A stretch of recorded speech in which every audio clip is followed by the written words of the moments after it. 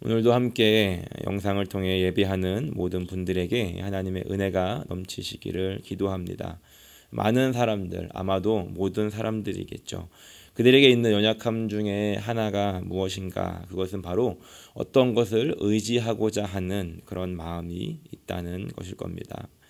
어떤 사람들은 그런 마음들이 종교라는 것을 만들어냈다라고 이야기를 하기도 합니다.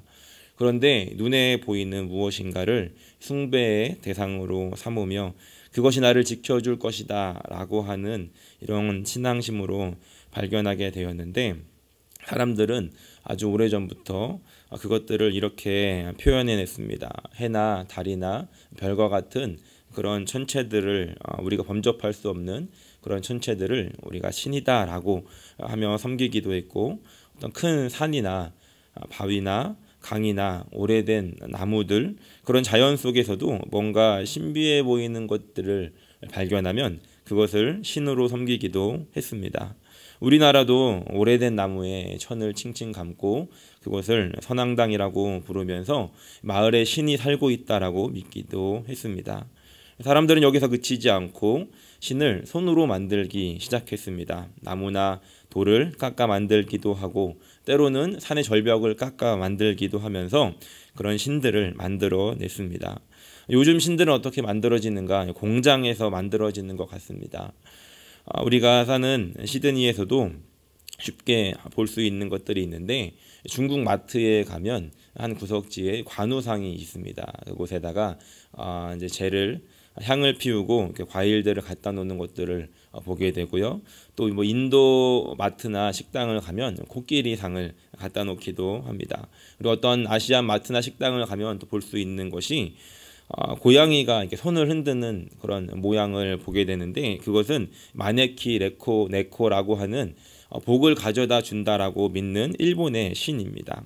자연으로부터 시작해서 직접 만든 것들까지 사람들은 눈에 보이는 무엇인가를 만들어서 그것이 나를 지켜주고 그것이 나를 보호해주고 불을 가지고 오게 해줄 것이다라고 사람들은 생각했다는 것입니다. 그리고 그 눈에 보이는 것들을 통해서 안정감을 느끼게 되었다는 것이죠. 조금은 곁길로 간 이야기 같지만, 요즘 사람들이 왜 이렇게 그 휴지를 사재기하고 있는가에 대해서 한 심리학자가 분석한 내용을 보니까, 사람들이 그것을 이제 사다가 집안에다가 쌓아놓고 그걸 보면서 나는 이 위기를 극복하고 견뎌낼 수 있는 준비가 다 되었다라고 하는 심리적 안정감을 느끼기 때문에 그런 것들을 집안에다가 사재기를 한다라고 하는 내용을 본 적이 있습니다. 이처럼 사람은 보이는 것을 의지하게 되고 또 의지하고 싶어하는 연약함을 가진 존재라는 것입니다. 이런 인간의 연약함을 아신 하나님께서 모세를 통해서 주신 두 번째 계명이 오늘 함께 읽었던 말씀입니다. 바로 너를 위해서 새긴 우상을 만들지 말고 어떤 형상도 만들지 말며 그것들에 절하지도 말라라고 하는 명령을 주셨다는 겁니다. 보이는 것에 안정감을 두는 연약함을 가진 인간이 눈에 보이지 않는 하나님을 의지한다는 것은 정말로 쉬운 일이 아니었을 것입니다. 게다가 오랜 시간 동안 이집트에 살면서 늘상 봐왔던 그런 수많은 우상의 신상들과 또 그 문화 속에서 이미 학습되었던 좋지 않은 습관들로 미루어 볼 때 이 이스라엘 백성들이 이 두 번째 계명을 지키는 것이 얼마나 큰 도전이었는가를 우리가 생각해 볼 수 있다는 겁니다. 아니나 다를까 출애굽기 32장을 보니까 모세가 하나님의 명령, 하나님의 율법을 받기 위해 시내산에 올라가 있는 동안 그 시간에, 동일한 시간에 이 모세가 눈에 보이지 않자 이스라엘 백성들은 불안해합니다. 그리고 이스라엘 백성들은 모세의 형인 아론에게 찾아와서 우리를 인도할 신을 빨리 만들어내라. 모세는 보이지 않는다. 모세는 죽은 것 같다.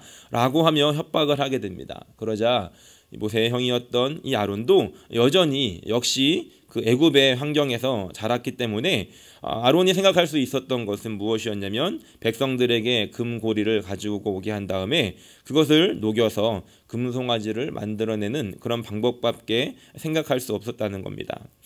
그리고 나서 한다는 말이 이 금송아지가 너희를 이 애굽에서 인도해낸 신이다라고 이스라엘 백성들에게 이야기를 하게 되고, 이스라엘 백성들은 그 눈에 보이는 그 금송아지 신상을 보면서 저것이 우리 하나님이다라고 하며 파티를 벌이는 장면들을 우리가 보게 됩니다.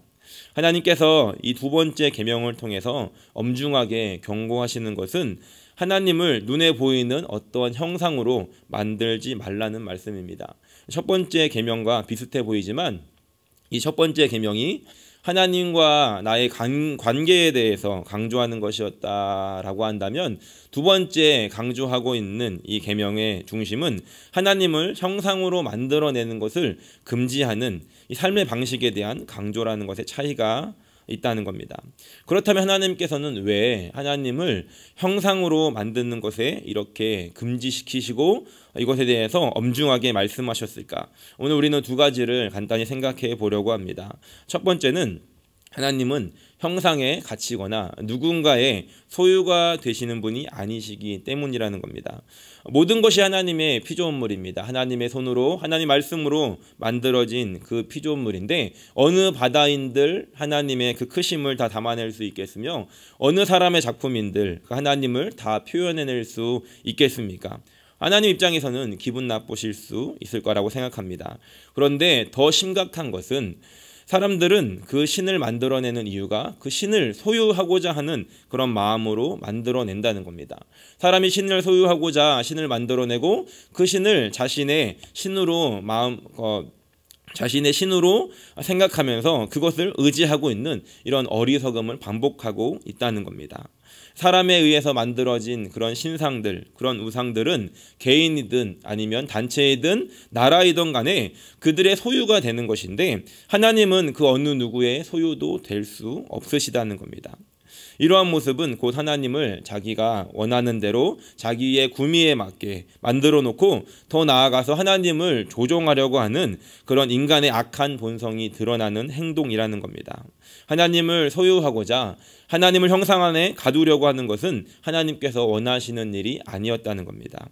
그 어떤 것에도 이게 하나님이다라고 하며 그것에 절하는 것에 대해 하나님은 원하시지 않으셨다는 겁니다.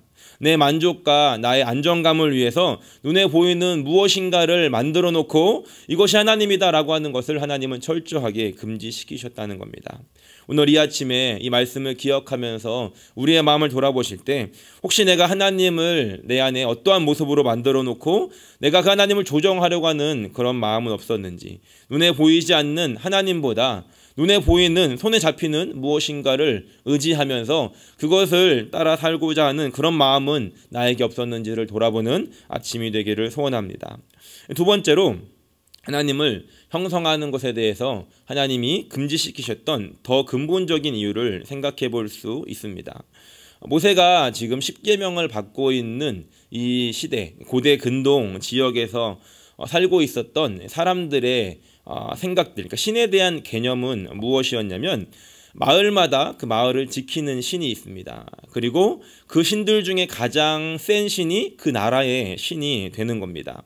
그리고 이 나라의 신들은 그 나라를 통치하게 되는데 나라와 나라가 전쟁을 하게 되면 이것은 단순히 사람들 간의 싸움이 아니라 신들의 싸움이다라고 하는 개념을 그 당시에 있었던 사람들은 가지고 있었다는 겁니다. 다시 말해서 전쟁에서 이기면 우리의 신이 더 세서 이긴 것이고 전쟁에서 진다면 우리의 신이 더 약해서 졌다라고 생각했다는 겁니다. 그래서 전쟁을 한 다음에 전쟁의 승리를 한 이후에 무엇을 하느냐? 그 상대편, 그러니까 진 나라의 신전에 갑니다. 그리고 그 신전을 약탈하고 신전을 파괴하고 그 신전 안에 있는 그 신을 상징하는 그 신상을 가지고 와서 자신들의 신전에 두게 됩니다. 다시 말하면 우리의 신이 너네 신을 이겼다, 우리의 신이 더 강하다라고 하는 그런 의미를 부여했다는 겁니다. 그리고 난 다음에 하는 일은 자신이 정복한 그 나라에 가서 자신들의 신들의 그 신전을 만들어 놓고 자신들이 믿는 그 신상을 그 신전 안에 둔다는 것입니다. 그러면서 이렇게 이야기합니다. 이제부터는 이 신이 너희들을 다스릴 것이다. 이제부터는 이 신이 이 지역을 다스리고 관리하는 그런 너희들의 신이다라고 선포했다는 겁니다. 그러면 이 패배한 나라의 사람들은 어떻게 생각하냐면 자신이 믿던 그 신이 그 전쟁에서 졌기 때문에 이 더 강력한 신, 그러니까 다시 말해 이긴 나라의 신을 이제 자신의 신으로 따르게 되는 일들이 일어났다는 겁니다. 다시 말해서 그 당시에 있었던 사람들의 생각은 신들이 자기의 형상, 즉 우상을 만들어서 어느 지역에다가 세워놓으면 그 신이 그 지역을 다스리고 관리한다는 개념으로 이해했다는 것입니다.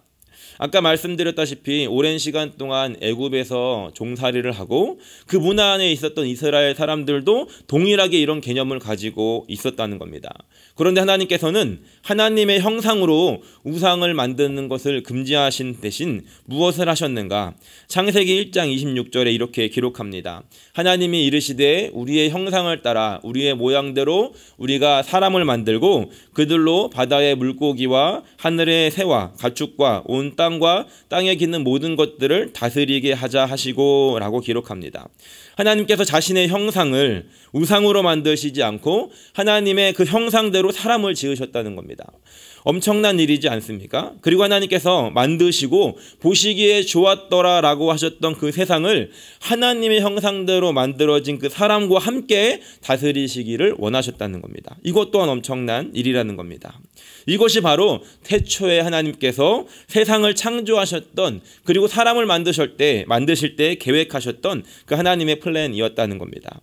하나님께서 만드신 온 세상 가운데 하나님의 형상대로 지음받은 그 인간을 두시고 그 사람을 통해서 함께 세상을 다스리는 것. 그런데 안타깝게도 사람들은 그 형상들을 잃어버리고 말았다는 겁니다. 하나님의 형상대로 지음받은 인간이 하나님의 형상을 잃어버리고 동시에 자신에게 주어졌던 그런 다스림의 사명도 잃어버리게 되었다는 겁니다. 그렇다면 우리는 이런 질문을 던질 수 있습니다. 그때 계획하셨던, 그 태초에 계획하셨던 그 하나님의 계획이 지금도 여전히 유효한 것인가? 라고 질문을 던질 수 있습니다. 그런데 당연히 그렇지 않겠습니까? 하나님의 말씀은 변하시지 않는다는 겁니다. 하나님은 지금도 여전히 그 하나님의 계획을 이 땅에서 실현할 누군가를 찾고 있고 하나님은 그 뜻이 지금도 이 땅에서 실현되기를 간절히 원하고 계시다는 겁니다. 하나님께서는 오늘도 그 하나님의 형상대로 그분을 닮은 모습으로 세상을 살아가는 사람들이 어디에 있는가, 누군가라고 하며 찾고 계시지 않겠습니까? 그 사람은 어떤 사람이겠습니까? 말씀으로 세상을 창조하신 그 하나님의 말씀이 내 안에 충만하여지고 그 말씀대로 세상을 살아간다면 하나님의 형상이 우리의 삶을 통해 세상에 나타나고 이 세상에 드러나지게 되지 않겠습니까? 하나님께서 그 일을 얼마나 원하셨는지 오늘 말씀 6절에 이렇게 기록합니다. 나를 사랑하고 내 계명을 지키는 자에게는 천대까지 은혜를 베푸느니라. 아멘.